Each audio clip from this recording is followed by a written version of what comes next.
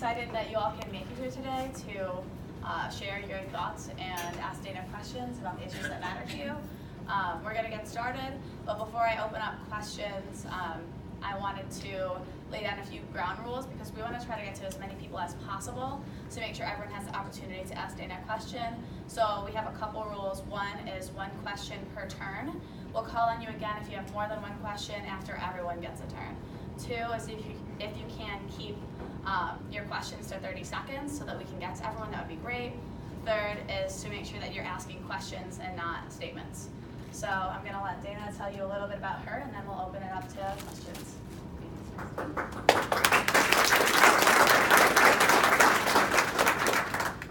Thank you all so much for coming out today. I really appreciate having the opportunity to talk with you. I'm really interested in getting to as many questions, as Christine says, we possibly can, having the opportunity to have a real conversation. So I don't really want to talk for all that long. I'll just tell you sort of a quick snippet about me, mention a couple of the issues that we've been talking about the most that I think are the highest priority for us, and then get to questions. So in case you have not met me yet or haven't really read anything about me yet, I just wanted to give you a little bit of my story, tell you why I've decided to run for Congress in the first place, because it's kind of a weird thing to do. And it's not something that you just wake up one morning and say, what should I do today? I'll run for Congress. So for me, this decision, which took a lot of thought, really is the culmination of a lifetime of experiences. It starts all the way back in early childhood. I'm one of 4 kids. My older brother and sister are significantly older, so by the time I was 8, they were out of the house, and it was just me and my younger brother really growing up together. We were best friends and playmates. He's less than 2 years younger than I am, and he has cognitive disabilities.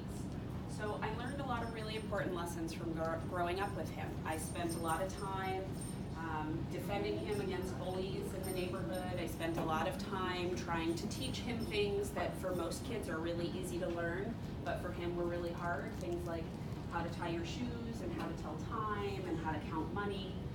And I spent a lot of time watching my parents very closely because they were extraordinary advocates for him, and they worked really hard to make sure that he had the best opportunities available every single year. And that was particularly important because at the time I was growing up, our public school system wasn't really equipped to serve kids like my brother. So they really had to look and work and advocate to make sure he got what he needed, and I learned a lot from that. I think the sort of sum total of those lessons for me was how important it is to stand up for the underdog and to make sure that every single person in our society has dignity and access. And those are the ideas that have guided me my whole life. They shape the way I see the role of government in our society.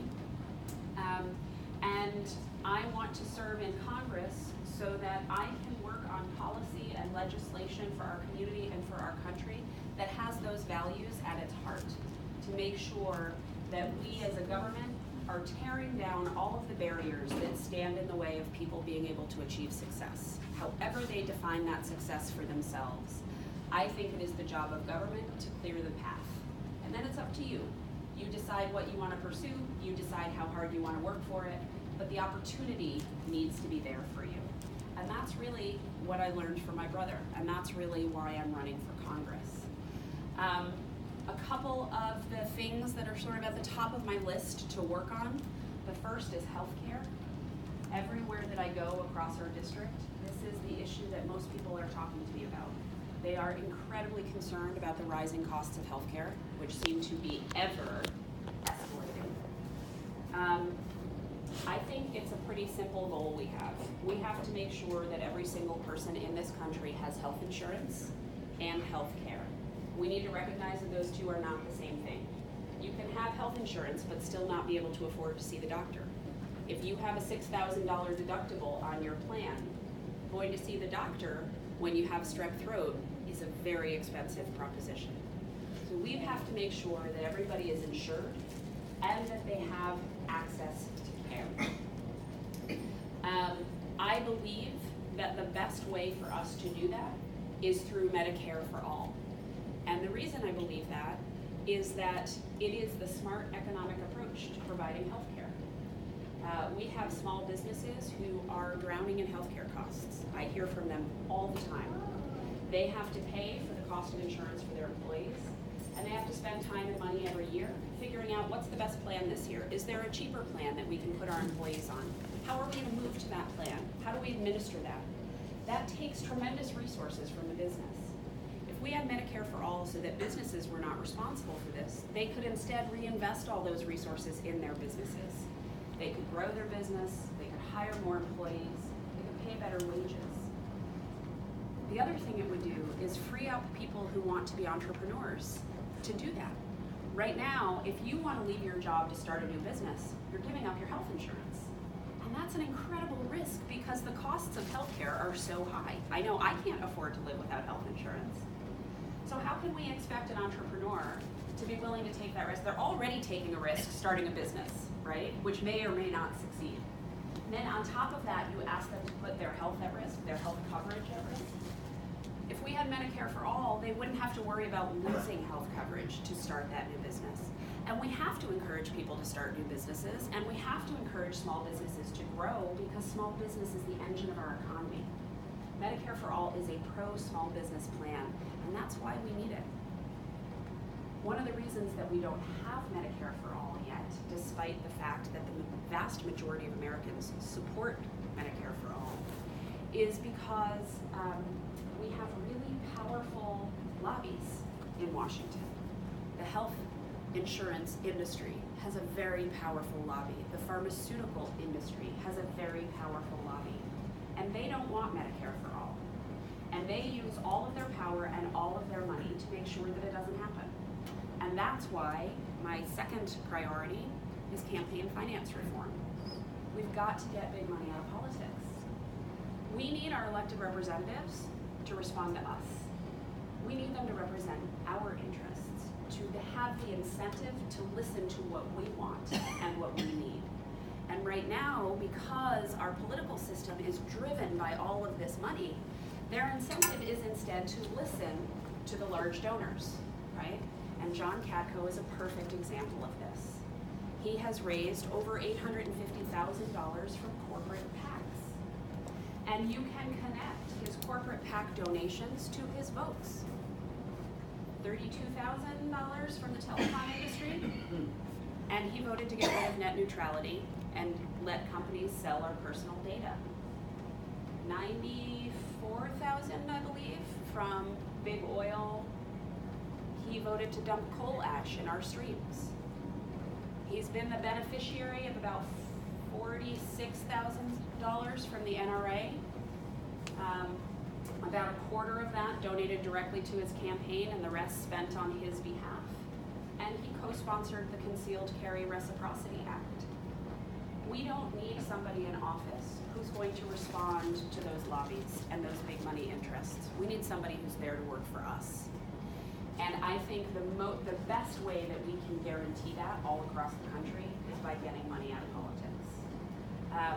The added benefit of doing that is that it will let really good people run for office who right now don't do it because they can't raise the money. The first question when you want to run for office, look at your contact list. Can you raise $1 million from those people? No? Don't run for office. Who says? How is that democratic? We need our Congress to look like us. We need teachers in Congress, and firefighters in Congress, and office workers in Congress, and drivers in Congress. Those are the people who know and understand the challenges that we face every day, and we need to have them in the conversation about making policy.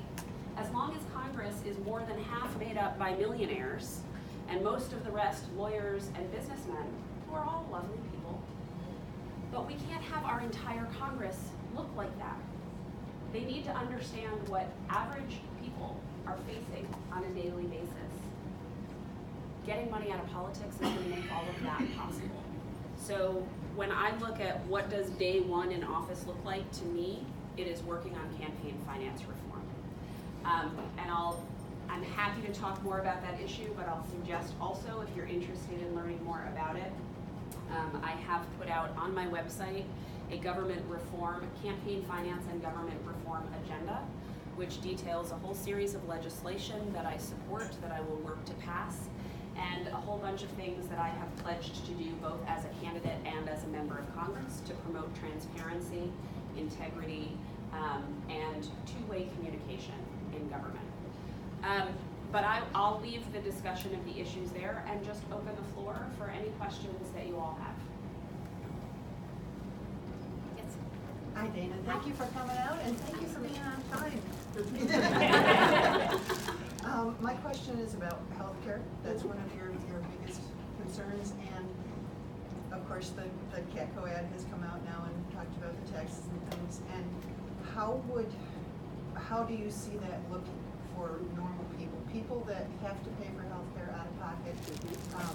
Yeah, it might save us money because we might pay more in taxes, but we wouldn't pay the healthcare costs. But if you get the healthcare through your employer, how does that look like for those people? So one of the reasons why I support Medicare for All is that for everyday folks, it's going to be a lot cheaper. The reason why we have so many people struggling with healthcare is because of the out-of-pocket costs, right? Which include your premiums, it includes your co-pays when you go to the doctors, it includes the cost of your prescriptions. Under a Medicare for All system, those costs come down dramatically and in some cases disappear altogether.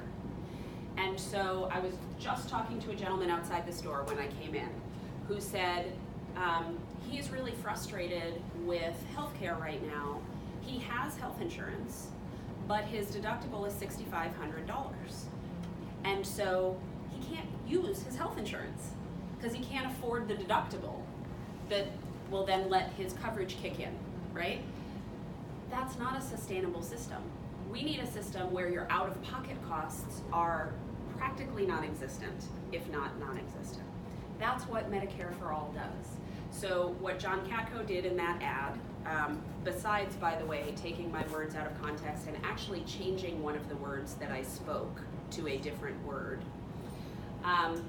he left out the really important part of the sentence, right? The sentence, the original sentence was, while you would have to pay a medical tax, right, medical insurance tax, your out-of-pocket costs would come down dramatically. And they would come down by far more than the amount of that tax. So your individual budget or your household budget, you end up with more money in your pocket. You get to keep more of what you earn. And that's what's important. We have to bring down the individual's cost of healthcare. This is the way to do it. It also adds to our overall economy. One of the challenges when you think about the economy in the big picture, one of the challenges of having so many people without insurance or who have insurance but don't have medical care is that people get sick and they drop out of the workforce. We lose a lot of productivity every year due to illness. And if we made sure, first of all, that people could get treatment when they were ill, but secondly, that they could have preventive care so they wouldn't get ill in the first place, we would gain back so much of that lost productivity in our workforce. So it's good at the individual level, but it's also good at the macro level for the entire economy. When you look at the whole picture, it is financially and economically absolutely the best thing to do. Yes?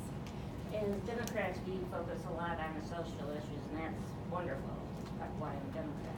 But taking it to economic issues, specifically for Wayne County, as one of the top apple producers in the nation, have you looked into how the tariffs are affecting the apple growers? So I haven't looked into how the tariffs are specifically affecting the apple growers. I've looked into how the tariffs are affecting agriculture and farmers broadly. I delved a little bit into soybeans because that was that market was seeing huge changes. They lost within 2 months 20% of the value of the crop. So that's where I started, but I'm doing more research into all of these individual crops and into the dairy industry. And this policy of engaging in and escalating a trade war is ridiculous. And it's doing great harm to our agricultural industry across the board. I think that it is, it's particularly disturbing to me. This seems to be another example of where Donald Trump has created a problem so then he can step in and solve the problem, right? Because then he said, oh, don't worry, because we're gonna give you $12 billion in aid, which is, you're right, ridiculous. Because for a couple of reasons. First of all, that's putting a Band-Aid on a gaping wound, right? The $12 billion will disappear and the problem will still be there. Secondly, a better way to solve the problem is not to create the problem in the first place. And thirdly, I have yet to meet a farmer who wants a handout from the government to get by. Every farmer that I have talked to is incredibly proud of the work that they do and is farming to make a living. Every farmer that I've talked to wants to have policy in place that allows them to work hard and support themselves, right? Which is what virtually every American that I've met wants. A $12 billion handout from the government doesn't get us to that. What we need to do is fix our agricultural policy, make sure that our trade policies are treating American farmers and other workers fairly, right? Giving them the best shot at success possible. And I think it's, it's extraordinary to me to see the same party who is so against government handouts all of a sudden say, well, here you go. This is how we're going to fix the problem, so don't worry about those pesky tariffs. It's just, it's a ridiculous approach.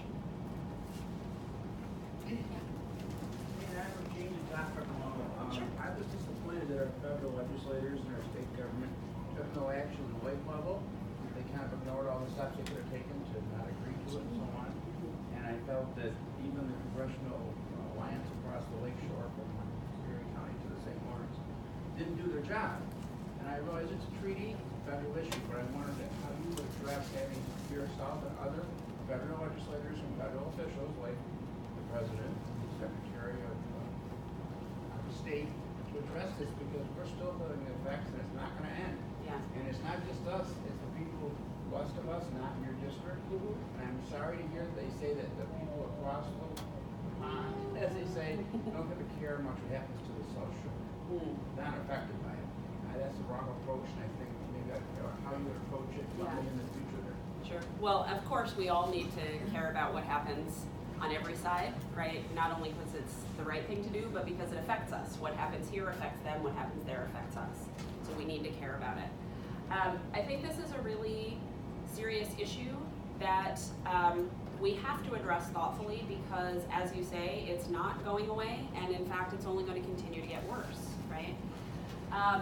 So we need to look at that agreement, but here's the thing.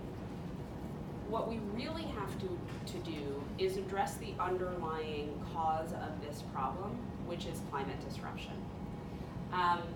We have to be able to trust the scientists, right, who are telling us what the best way to manage water levels is. And not look at that as a political issue, but look at it as a scientific issue. And the fact that we have such massive changes going on with our climate is what's leading to flooding problems. So we have to approach this in a couple of ways. One, we have to deal with the after effects, right? We have to be able to provide resources and support for property owners and business owners who are suffering losses. But we need to look at how to prevent these things from happening in the first place. And that gets to acknowledging, first of all, that climate disruption is the problem. And two, being willing to create policy that is going to help us mitigate the effects of climate disruption. I don't hear enough of that in this conversation, right? Everybody's talking about insurance, which is important. And then we have the president and the congressman focused on telling us that we somehow got a bad deal with Canada. That's really avoiding the actual problem. And as long as we focus on things that are not causing the problem, we're not going to fix it. One thing that I think is really important, Senators Schumer and Gillibrand proposed a study of the lakeshore to figure out what are the things that will make us best able to prevent this from happening in the future and protect the communities along the lakeshore as our climate does change and we see resulting changes in the lake. We have to do that, because even once we start taking action to remediate the problem of climate disruption, that's a long-term project, right? So we are likely to still see problems with the lake levels. So we have to figure out how to shore up, pardon the pun, how to shore up those communities to protect them so they don't sustain that kind of damage. Hi, Dana. Thank you so much for running. Thanks. We've all heard stories of first-time lawmakers who arrive at Washington ready to change the world, and then they get stuck in an office, constantly too busy making calls, fundraising, doing things at the behest of the party, and not enough time doing the actual job of making change. What's your plan to hit the ground running? Yeah. So that's a really frustrating thing, right? I learned a lot of new stuff when I decided to run for Congress. Some of it made me feel really good about the world. Some of it, not so much. One of the things that I was incredibly dismayed to discover is just how much time sitting members of Congress spend raising money. It's 40 to 50% of their time, right? That means that they're only spending 50 to 60% of the time doing the job we sent them there to do. I find that to be completely unacceptable, right? We wonder why Congress is stuck. We wonder why we're not seeing the kind of progress we need. There's one of the reasons, certainly not the only reason, but one of them. So again, another reason to get big money out of politics. We need to move eventually to public financing of elections. So office holders don't have to raise money. They should be spending 100% of their time doing the work of the people. That's a longer term project, right? So then the question is, how can you minimize the time that you spend fundraising? So that's going to be up to all of you, right? You send me to Washington next January, I am going to be working my tail off for you. In 2 years, you get to decide if I've done a good enough job to hire me again. If we are working together in the kind of partnership that I hope we are, I'm optimistic that you'll think I'm working really hard for you and want to send me back. And the more work you are willing to do to send me back to Congress, the less I have to do to raise money to get there again, right? And every 5% of my time that you're willing to support me in re-election is 5% more of the time I can take out of raising money and into legislation. But I think the real key is figuring out how to maximize that other 60% of the time, right? How can you make sure you're getting the most done instead of just sort of sitting around and spinning your wheels? And I think there's a couple important pieces of that. One is making sure that you are working effectively with other people. One of the things I know is most frustrating about Congress is the gridlock, right? And right now we are in this hyper-partisan atmosphere where it's not about doing what's best for the people, it's about scoring political points, and that's outrageous because we are the ones who suffer for that. So one thing that I am committed to is going to Congress, rolling up my sleeves, and working with the people around me. People in my own party, people in the other party, people who are not party affiliated, and maybe there will be a lot more of those this time around, who knows. And I think that part of doing that is recognizing that we need to be willing to take progress in small pieces, right? We have a lot of really grand ideas about what we want to do.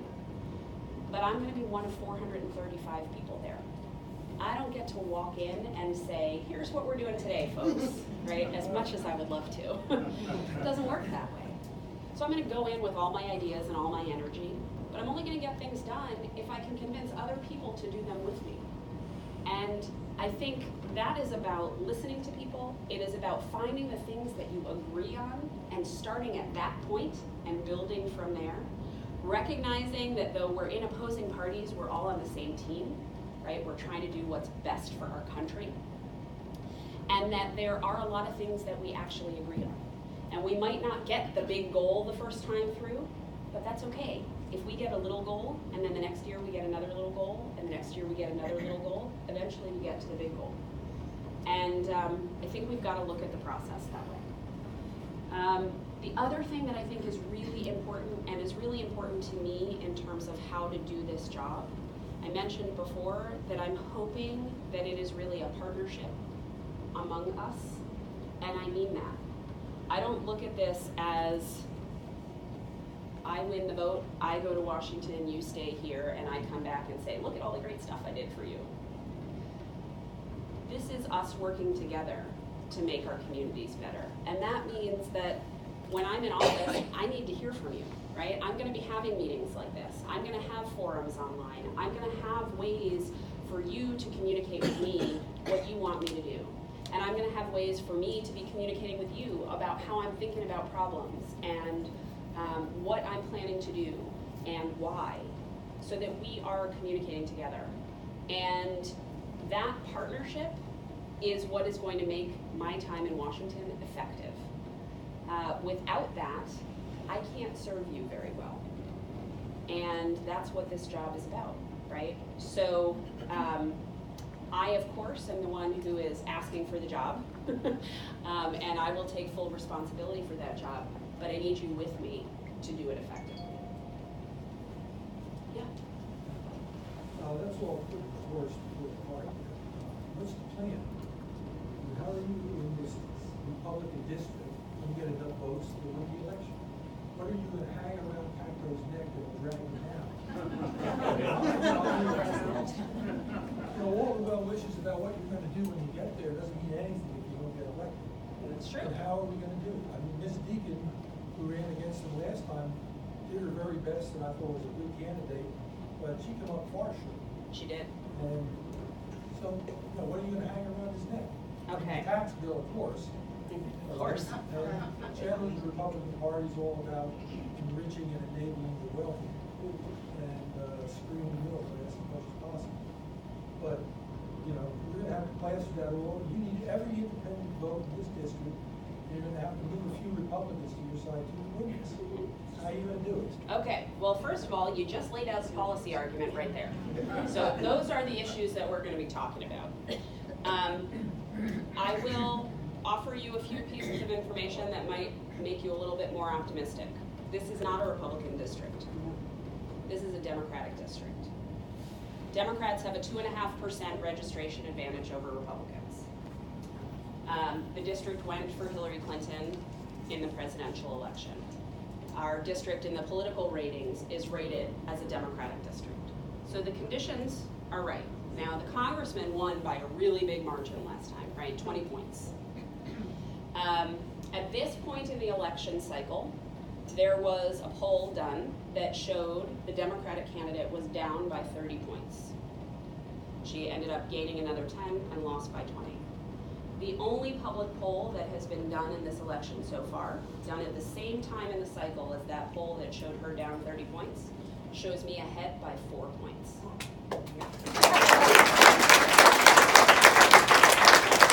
So, we are in a much better place right now to work to victory in November. It's going to take a tremendous amount of hard work. A big part of it is getting those messages out there, right? That's why when the congressman, by the way, that poll showing me 4 points ahead is why he came out with an attack ad this week, right? Because he's scared. Getting that message out is why we responded to that attack ad with an ad that talks about the truth about the taxes, right? We will continue doing that. We will continue putting out the message. Part of it is going to be through advertising. Part of it is going to be through debates. Part of it is going to be through the press. Part of it, we need all of you to be out there talking to people that you know. Now, you're right about needing to pull over independents and Republicans, and there's good news on that front too. Because every single day I hear from people around the district who say things to me like, I've been a registered Republican my whole life and I can't wait to vote for you in November. Yeah. Happened to me just yesterday when I went to the state fair. I went up to the ticket booth to buy my ticket, and the woman at the counter said, hey, you're Dana Balter. She said, what can I do for you? I said, you can sell me a ticket to the fair. I bought the ticket, and she said to me, I'm voting for you. I said, thank you so much. I really appreciate the support. And then she leaned into the little hole in the window and said, I'm a Republican. And I said, her, you know what, you're not alone. I hear from people every day, and I think there are a couple of reasons why that's true, based on what people are telling me.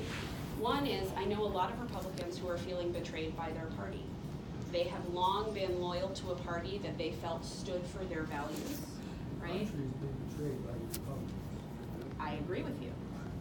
And I think that has led to a lot of Republicans leaving the party formally, leaving the party informally, or just deciding that for at least this election, they're not going to vote Republican, right? A lot of people say that and then go for Trump anyway because they're too embarrassed to say they're not. So, and we'll see what happens, right? The only poll that matters is the one on election day. We won't know until the night of November 6th what happens. All I can tell you is where we stand now, what we know about where we stand now, and what I'm experiencing out on the trail. And I think that a lot of people are supporting my campaign because we are talking not only about the issues that they care about that matter to them in their lives, but also we are talking about doing politics in a way that people are hungry for, right? When I talk to you about what kind of representative I want to be, it's not something that I sort of sat in the office and thought about what's going to play well with people. I'm telling you this is the kind of representative I'm going to be because this is the kind of representative I've wanted representing me my whole life. And I finally got sick of waiting around for somebody else to stand up and do it. And I decided that I would do it. And I think that that is connecting with people. I think that's why I'm talking to so many independents and so many Republicans who are on board. And we will continue to do what we've been doing and continue to build the momentum. And we're not going to let John Katko get away with telling lies. We're not going to let him get away with misrepresenting his own record. We're not going to let him get away with trying to pull the wool over our eyes anymore. He told us for 3.5 years that he was a moderate guy, and the fact of the matter is he's in lockstep with the Republican Party. He votes with Donald Trump 90% of the time. He supported pulling out of the Paris Climate Agreement. He passed the tax law. He co-sponsored the Concealed Carry Reciprocity Act. He voted many times to defund Planned Parenthood despite promising that he wouldn't. His environmental score from the League of Conservation Voters is 22%. He won't stand up to fix our immigration system so our farmers can't have the labor force they need and our immigrants can't live in security. You name it, he is on the wrong side for the District of Central and Western New York. And so he's got to go. That's it.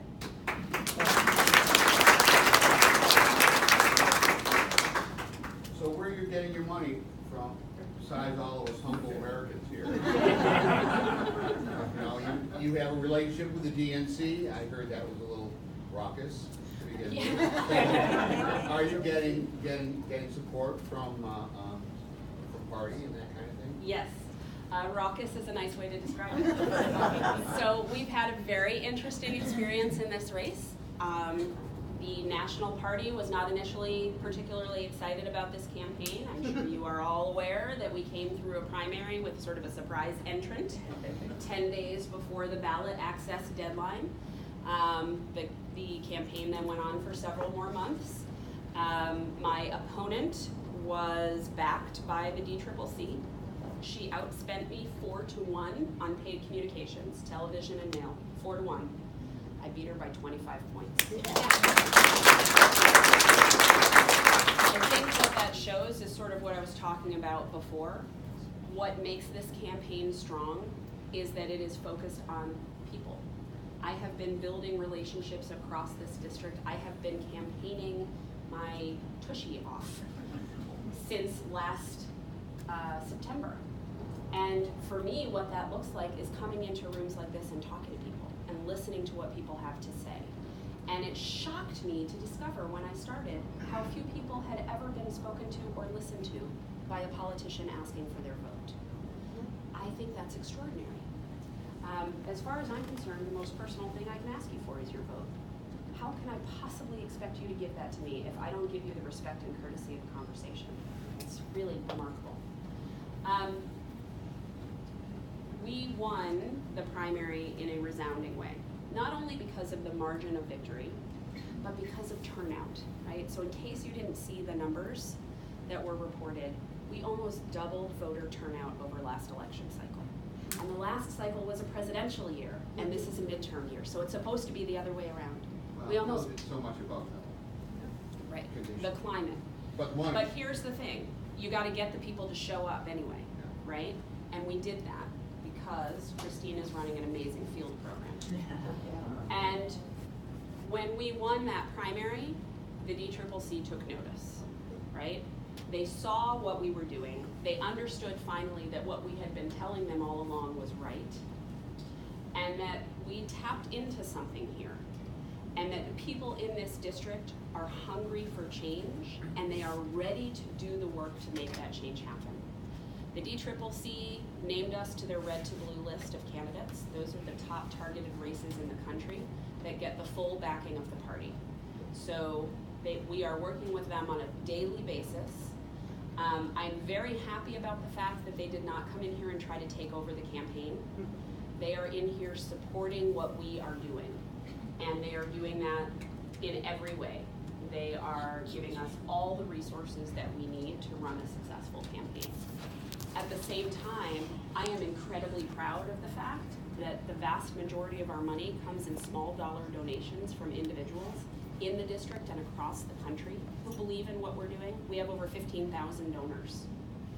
That tells me that we're doing things the right way, that people believe it and they want to be part of it. And I intend to continue that effort. That's what makes me proud about this campaign. Yeah. Hi, thanks for coming to Williamson. Absolutely. Nice to meet you. Thank you for having me. And I don't know how many people in the room are from Williamson, but there was a meeting in our town hall this past Monday. I don't know if you're aware of. There have been a number of break-ins in businesses and homes in the community. There were great concerns about the number of homeless in the area. It all ties into the opioid crisis and that kind of thing. And I know there's been research done throughout the county to find out, and it's astounding how many children in our schools are homeless.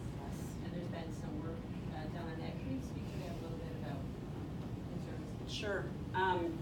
This is the number of homeless children in schools is really astonishing, and this has been a big topic of conversation in Syracuse over the last couple of years too, for the same, because these studies are being done, and it's really it's astonishing that what we're finding out. So I think you make a really good point linking these problems to the opioid crisis. I would add a couple of other things into that mix: the lack of good jobs, right? Persistent poverty. And there are a lot of contributing factors to that.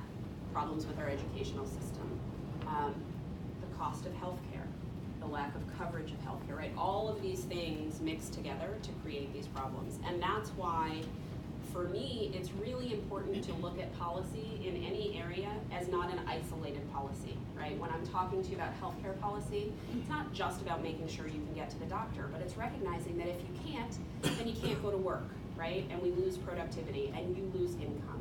And if you lose income, you can't pay for the things you need. And if you can't pay for the things you need, you might be more likely to commit a crime to get the things that you need, right? If you are, if you have nothing coming in and nothing to do, things like drugs become a lot more appealing. And maybe those are the only accessible things you have to cope with the problems that you're facing. And then we have a whole new medical problem, because drug addiction is a medical problem. And if you don't have health insurance, you can't treat the medical problem, right? So it's all of this cyclical. So I think the first thing is to recognize those connections. And when we're trying to do something like deal with the crime in the community, we have to look at those underlying causes. Same thing with the lake. We gotta look at the underlying cause, which is climate disruption. In this case, the underlying cause of not having a job, of not having childcare, of not having health care. We have to attack them that way. The opioid crisis in particular, I mean, we all know what it's done to our communities here, right? That is something we've got to be laser focused on. And I will go back to the point that it is a medical issue. We have to treat it as such. And I spent the morning yesterday at a clinic that deals with the opioid crisis. The change in numbers of cases that they've seen. Now more than 50% of the people that they treat are coming in with an opioid problem. And so we have to make sure that our communities have the resources to deal with that, right? So first, it's making sure that people have health coverage. And anytime we're talking about health coverage, we have to guarantee substance abuse treatment is a covered service. We also have to guarantee that mental health services are covered services. So that's the first piece. The second piece is making sure that we have the treatment resources necessary. This means that for our first responders, they've got to have the emergency resources. But it also means we've got to make sure that our facilities have medication-assisted treatment available for people. It is by far the most effective way to combat opioid use disorder. And unfortunately, only 20% of the people who need it have access to it. We have to change that. We have to make that 100%. And that's the kind of thing that it's really easy for the federal government to do. This is a place where the federal government can step in and say, here's a bucket of resources, fix the problem. So that's how I want to be attacking that problem in Congress. We have to get away from looking at substance use disorders as criminal problems. They are not.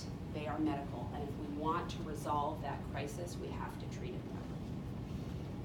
that way. Yes. Just to follow up with that, your view on medical marijuana. I know medical marijuana has been advised for helping with opioid problems. And many people, in fact, veterans who are overwhelmed with pain, can't make use of medical marijuana because Jeff Sessions says it's criminal, and we haven't approved it here yet. But what is your view of that?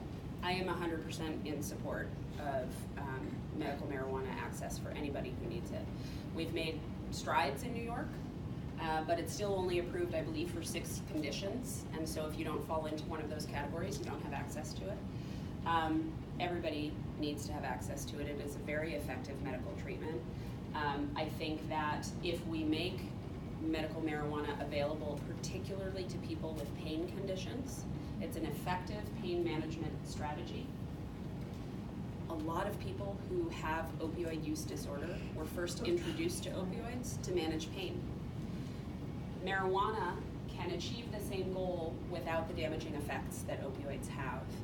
And if we made that available to everybody, we could have such a tremendous impact on reducing the number of people who become addicted to opioids in the first place. So I fully support that. I spoke earlier this year with a man named Jacob who came up to me after a forum much like this and wanted to talk to me about his wife, who has a chronic pain condition. And she is in the kind of agonizing pain that prevents her from getting out of bed every day. And the only thing that helps her pain is marijuana. But she does not have an approved condition, so she can't legally have marijuana. They have 3 children. Obviously, his wife doesn't work. He works a lot. He doesn't make a lot of money. He works a lot to support his wife and 3 kids.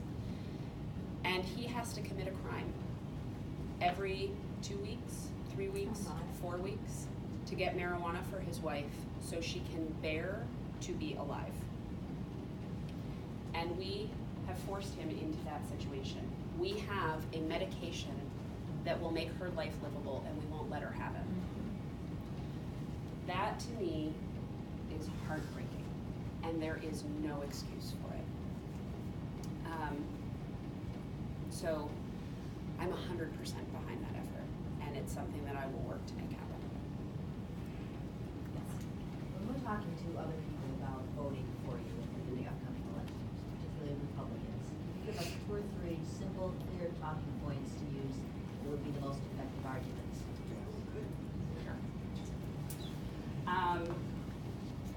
So the 3 things that I want to work for that they're going to care about.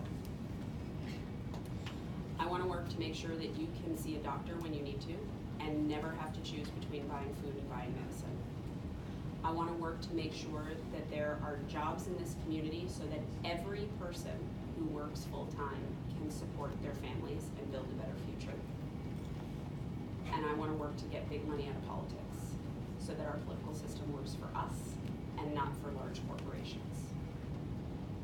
The second point that I would make is that I will be a representative who engages with the people. I will be accessible, I will show up, I will listen, and I will stand up for what the people in this district need. Just quickly, I want to thank you for using the word work and stand up for and not fight. I've been advising people running for office for a long, long time, and I'm so sick of, I'm gonna go there, I'm gonna fight for you, and I'm gonna go there, I'm gonna burn it down, I'm gonna go there. Enough of the fighting, so thank you very much for your language.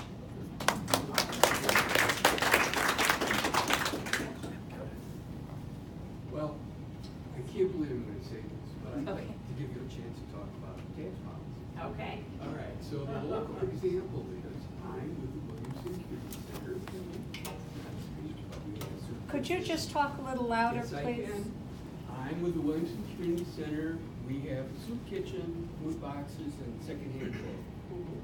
All right, the change in the tax policy that's handicapping charitable donations is really hurting. All right, so we have to worry about the bills, the payroll, and I'm wondering if you can help. Yes.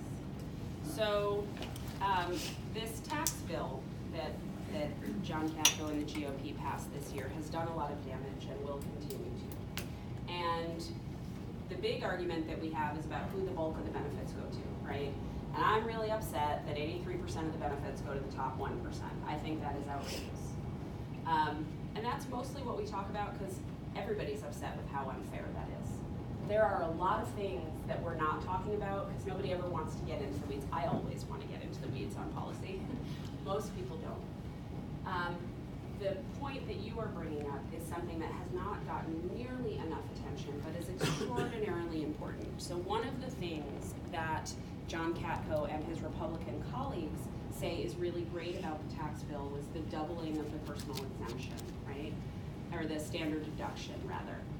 So there are some good things that has done. There are also some really bad things that has done. And one of the things that it has done is it eliminates the incentive for a lot of people who pay taxes to make charitable deductions.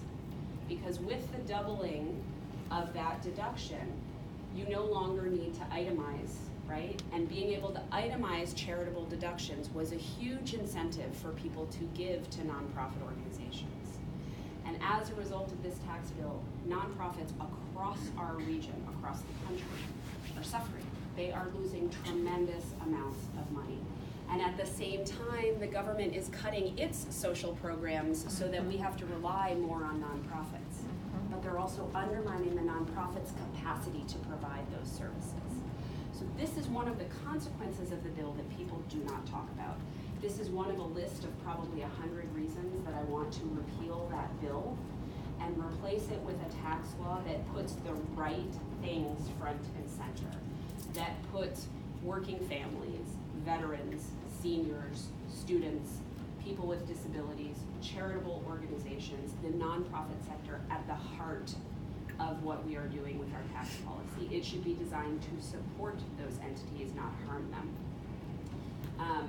And I am hopeful that come January we will have the support to do that.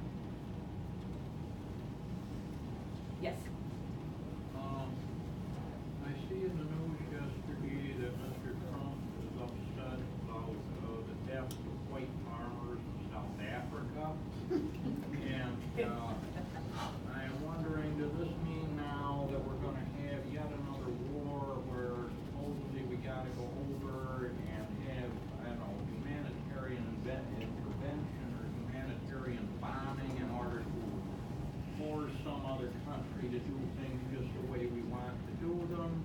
You know, or can for once we leave another country alone and let them resolve their own internal conflicts in their own way? Okay, two thoughts. Yes, I saw that Donald Trump is upset about that. I also saw the South African government put out a statement immediately saying that not only is this not happening, but this is feeding into a very old white nationalist trope that is used to foment hate. And it is not surprising to me that our president has repeated it because he has a pattern of doing that. But there was, I think, enough swift response to it to shut it down. Now, the second part of what you're saying, I think, is a very real concern. And we need to be watching for it, because what we're seeing happen on the news with the indictments that are coming down and the way Mueller's investigation is unfolding and things are happening very fast, Donald Trump is clearly feeling a lot of pressure, and he is clearly scared of what's coming, as it seems he has good reason to be. My concern is that as that progresses, he becomes more erratic and more dangerous. And whether it's South Africa or somewhere else, we need to be vigilant about what he is saying and doing, and we need our representatives in Congress to be on top of it, because he could cause a lot of damage. He has a lot of power, and we've seen presidents in the past engage in military action to distract from things at home that they don't want people paying attention to. We can't let him do that.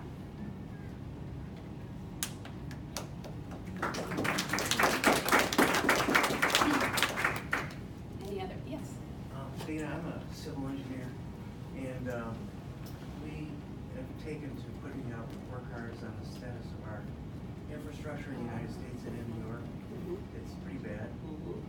And, you know, we mentioned about the Wayne County being the #1 apple producer in the country. It truly is.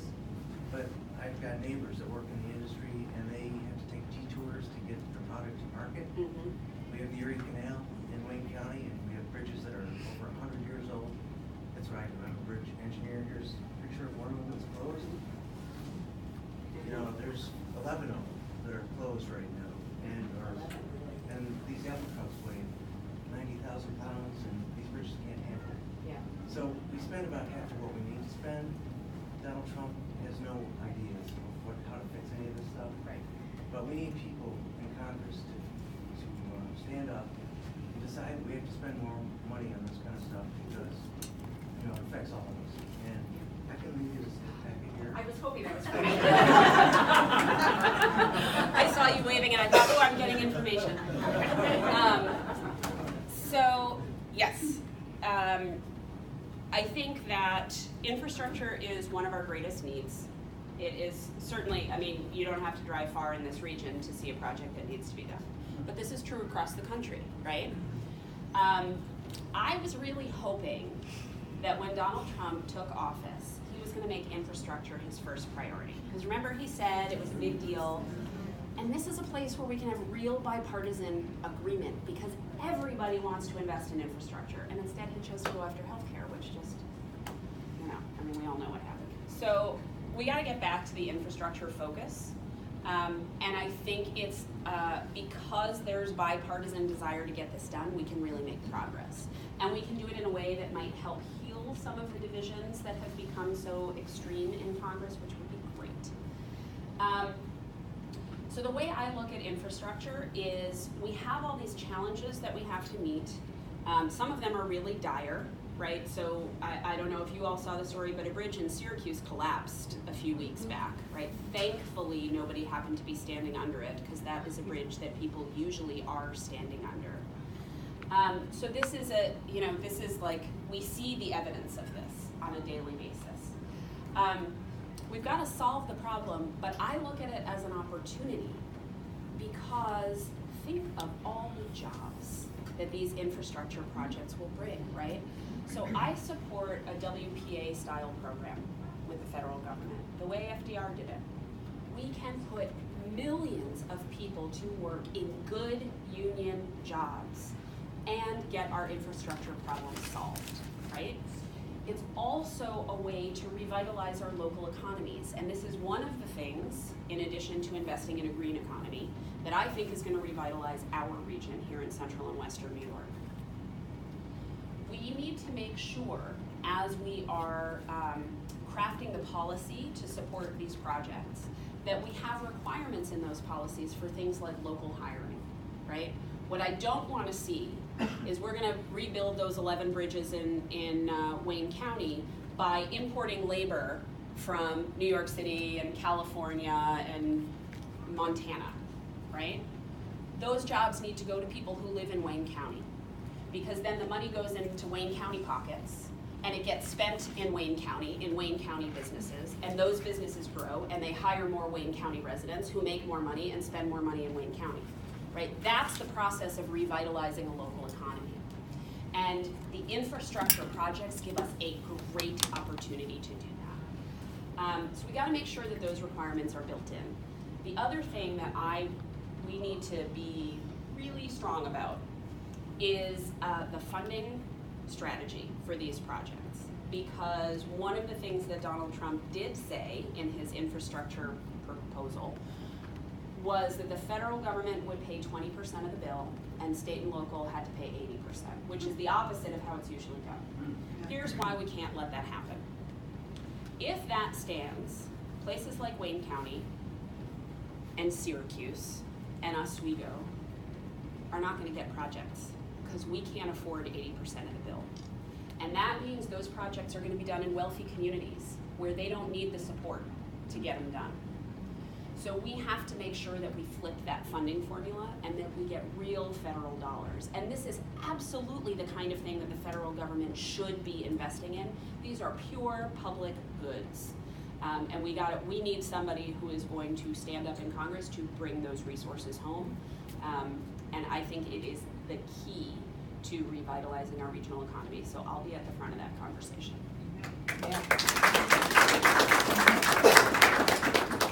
Change the subject again, but you had the need plan for immigration. So immigration is a very thorny issue, right? I think it is important to acknowledge that our immigration system is broken. There is really no part of it that works particularly well. And we've got to fix it. We do need comprehensive immigration reform. That's like the tagline, right? The thing is, I don't think that we can comprehensively reform our immigration system with one giant bill, because there's too many points of disagreement.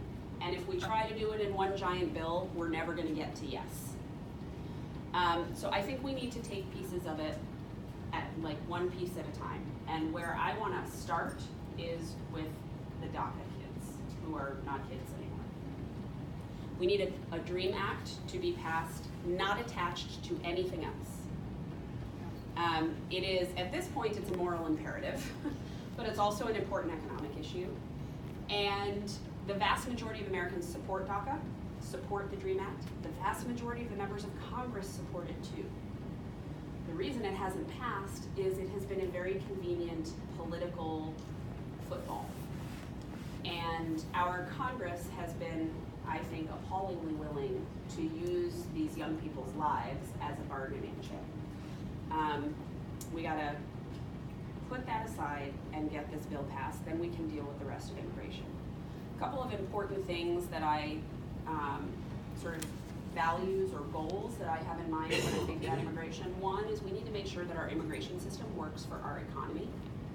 And a huge part of that has to do with reforming our visa system, right? And all you have to do is ask a farmer here in Wayne County to tell you about our visa system, and you'll hear very quickly why it doesn't work at all.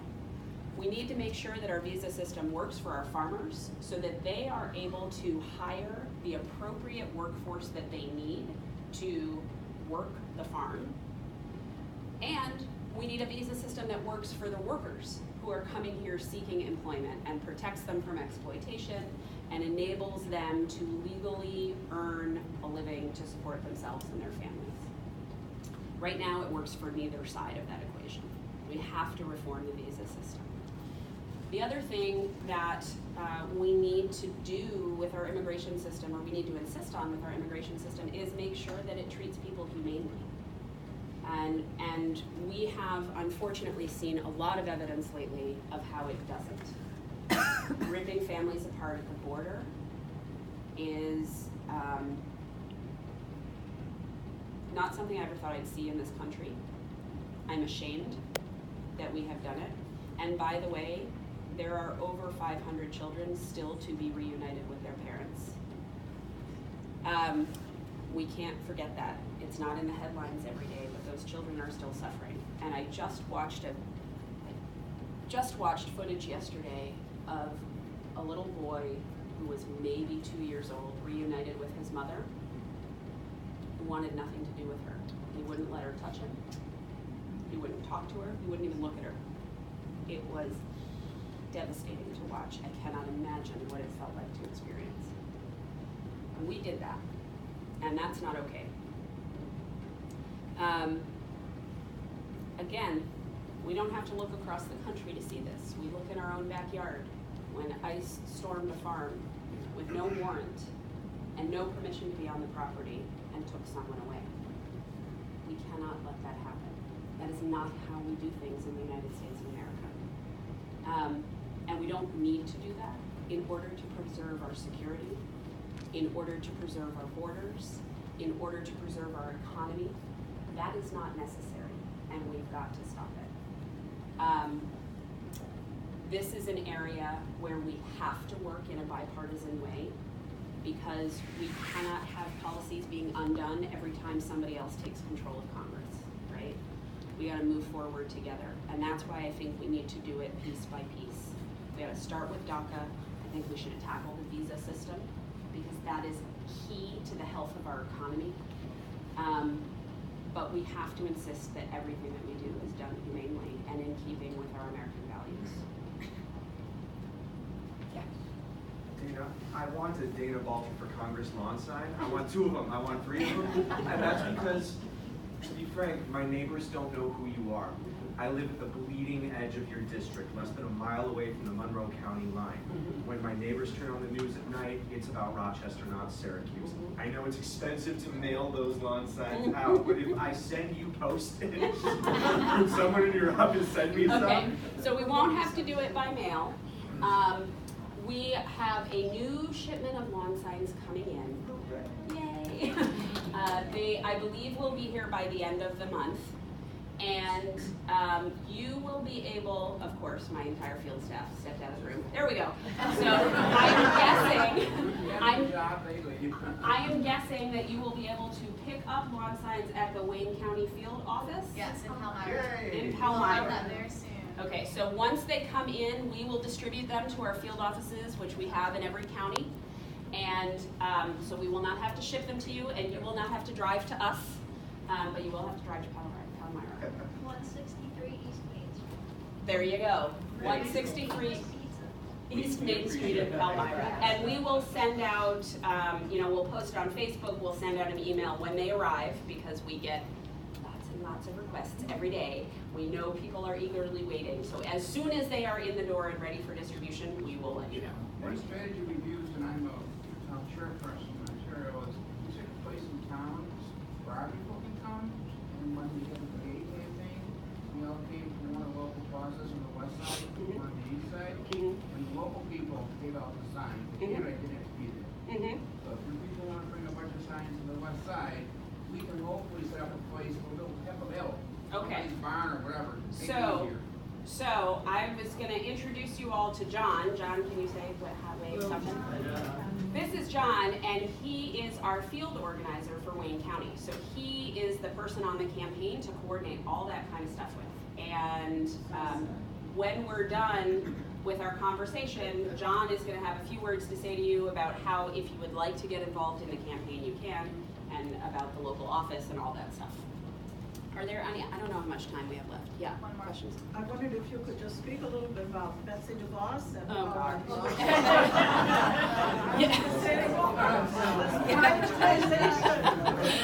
Yes. And Dana, could you elaborate? I'm a retired teacher, and I'm really offended by people who dismiss your experience as a teacher as being something not worthy of, like a teacher can't do anything. It's really offensive to me, and I want you to defend your profession and all of that. Thank you. It's offensive to me too, not so much to me personally, because I, at this point, don't really care what people say about me, but it is offensive to me on behalf of the entire profession. So yes, I will be happy to. Let me, oh, Betsy. It's Yeah, money, so, honey, it's money. yeah, so Donald Trump put somebody in charge of the Department of Education who does not believe in public education. It is, and somehow Congress said, okay. It's astonishing to me.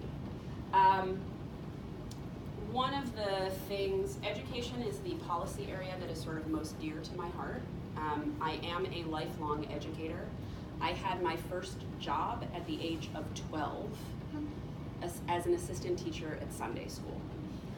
That began a lifelong career in education. I love it with every fiber of my being. Actually, my first classroom I made in my basement when I was 6 to teach that younger brother I told you about. Poor kid, I made him come home from school and go to school with me in the basement. So I think I was born that way, and I don't have enough words. Not something I ever thought I'd say. I don't have enough words to express the value that I place on education and the respect, admiration, and gratitude that I have for the people who educate our children. Everybody who is involved in that process, I believe that is the single most important thing that our government does. And I am committed 100% to doing everything I can to make sure that we do a better job of it, because right now we're not doing well enough by our children. Betsy DeVos wants to privatize our education system. She wants everybody to go to charter schools and private schools. She did it in Michigan. She destroyed the state of Michigan's education system. She and her family and their foundation and their charter school movement. We cannot let them do that to our country. We have to invest in high quality schools for every single one of our children. I believe the first sort of big step that we take to making that a reality is universal pre-K for 3 and 4-year-olds everywhere in this country. We know that pre-K has a long-term impact on a child's academic success. It is one of the most effective tools we have to level the playing field for kids who come from disadvantaged backgrounds. We've got to make it available free of charge in every community where they cannot afford to do it themselves. I think that's the first step. But I want to see a federal government commitment to education from age 3 all the way through post-secondary education. And that means not only high quality K-12, but it means debt-free post-secondary options. And those need to include 4-year college and university, community college, and vocational and technical education. We have a tremendous shortage of people who are trained in trades, who are trained with high-tech skills, and because of those infrastructure projects we're talking about and all those jobs that are coming, we need a workforce to fill them. We don't have enough people who know how to do that work right now. We are going to be expanding in high tech and green industry. We don't have enough people with that training. We have got to provide educational opportunities for people that can help them lift themselves up, secure a solid future, for themselves and their families, and meet our workforce needs. And this is a huge area of expansion for our educational programming. But we have to be committed to doing it through public schools. We cannot divert our public dollars to charter schools and private schools that have the ability to screen children out, to refuse to educate your child because your child has a disability or a behavioral problem or low test scores. That is not how education works. It is a contract we make with our children to prepare them for successful lives. It is a contract we make with our country because those children are the next generation who will be taking over and running this country. Education is our most sacred obligation, and it is a government responsibility.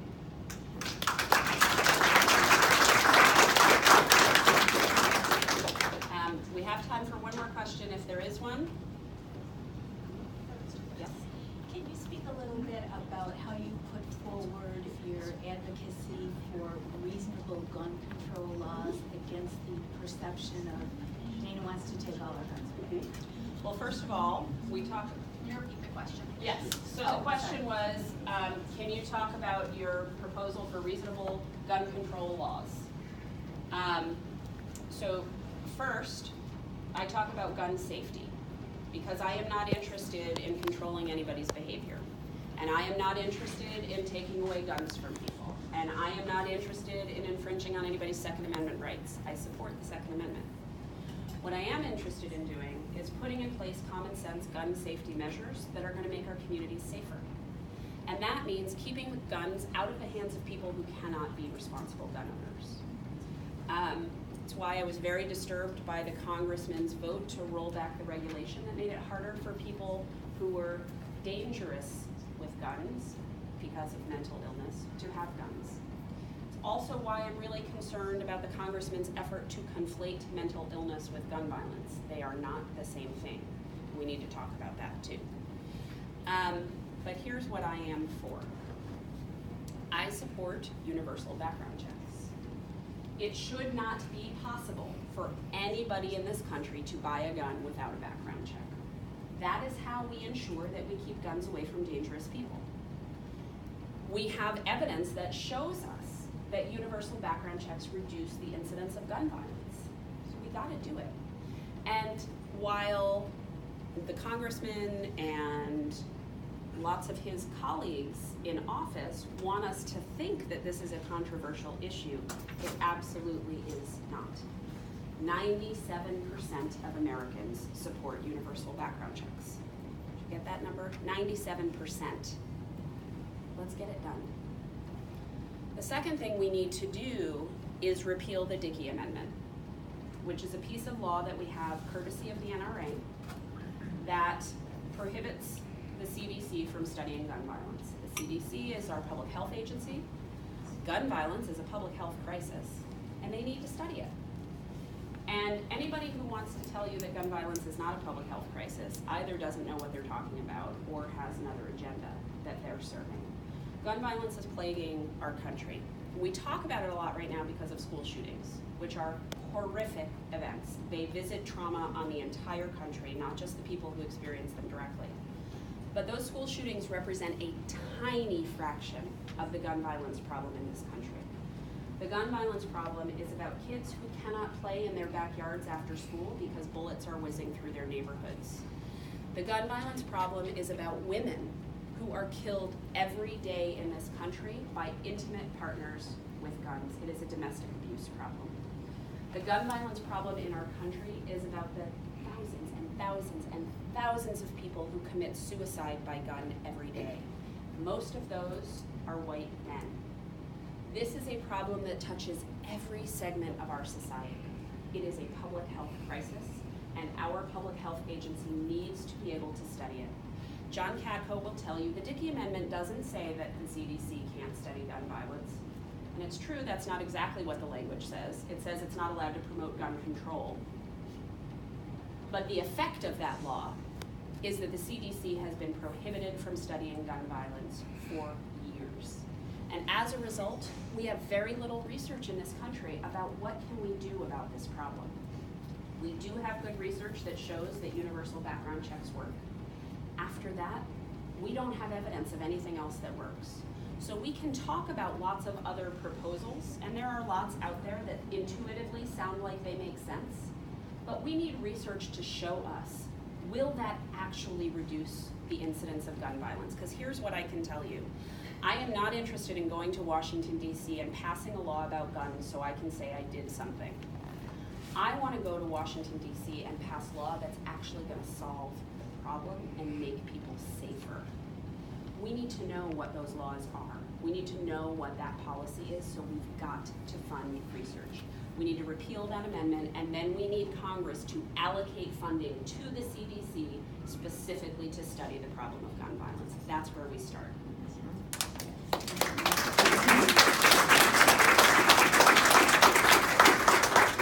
All right, so I will say thank you again very much for coming. It was a pleasure to talk with you, and I'm going to introduce John, who is fantastic, and as I said, is our field organizer for Wayne County, and he's going to talk to you for a minute about what you can do to get involved in the campaign if you would like.